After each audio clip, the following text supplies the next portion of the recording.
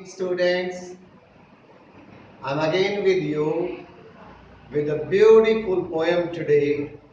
The poem is The Rain on the Roof. See, the poem is written by Coates Kinney. The poet, born in 1826, was a lawyer, a politician, and of course, a poet. And he wrote the Keuka and other poems in 1855 and lyrics of Ideal and the Real in 1888. But the poem Rain on the Roof gave him the fame, the name and fame that he is known today. This was the most famous poem, the most liked poem written by him. Let's read the first stanza. When the humid shadows hover over all the starry spheres, and the melancholy darkness gently weeps in rainy tears, what a bliss to press the pillow of a cottage chamber bed and lie listening to the patter of the soft rain overhead. So, here the poem opens with the poet describing a rainy, dark night. When the humid shadows hover over all the starry spheres and the melancholy darkness gently weeps in rainy tears. See, the poet says that the sky is covered with clouds, it is very dark, and when, as he is already in the bed, the raindrops start falling on the roof.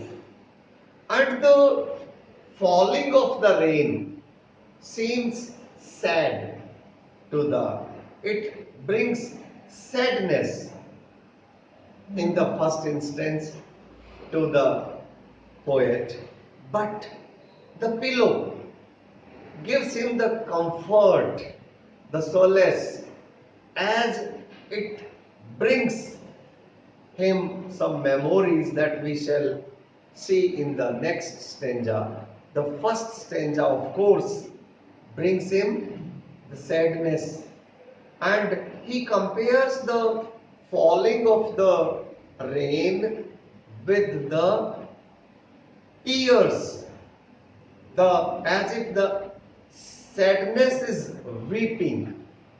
The sadness is weeping and shedding tears. So that is the opening stanza. Now just let's read the second stanza. Every tingle on the singles has an echo in the heart, and 1,000 dreamy fancies into busy being a start, and 1,000 recollections weave their air threads into woof as I listen to the patter of the rain upon the roof. In the second stanza, the poet reveals what effect the falling rain has on the poet.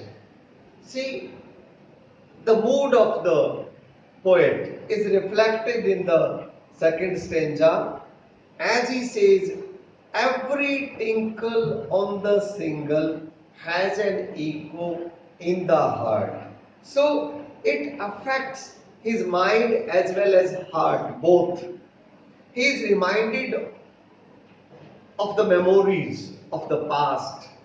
He is reminded of the memories of his dead mother who is no more now. But there was a time when the mother was there, and all those good memories come in a series to the poet, and the memories and the falling of the rain here is compared with the weaving process. They are interwoven as if they weave the cloth in the same way with the air threads, the falling of the rain and the thought process, they are also interwoven. Now, the third stanza, the concluding one. Now, in memory comes my mother, as she used in years agone to regard the darling dreamers, ere she left them till the dawn.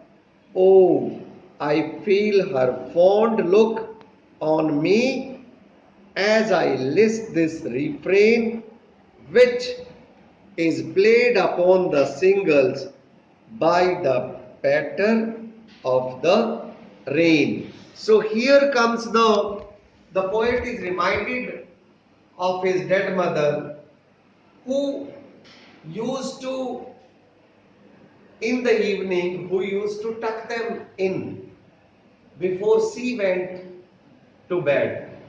She used to look at them in a happy mood. Every mother does that.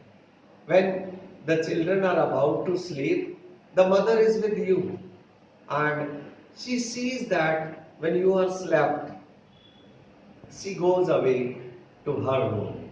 That used to be the daily process, and the poet is reminded of those memories now.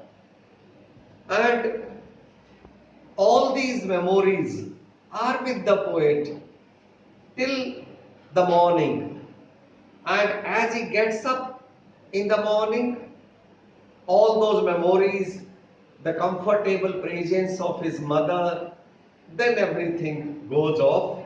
He says he can almost feel the gaze of his mother as it used to be in childhood. Yani ki he is taken back to the childhood days. So it's a beautiful poem written by him, and it is being liked all over by students of your age. I hope you also like it. Read it once, watch the video once, then do all the exercises. I'll be back with you tomorrow. Thanks for joining.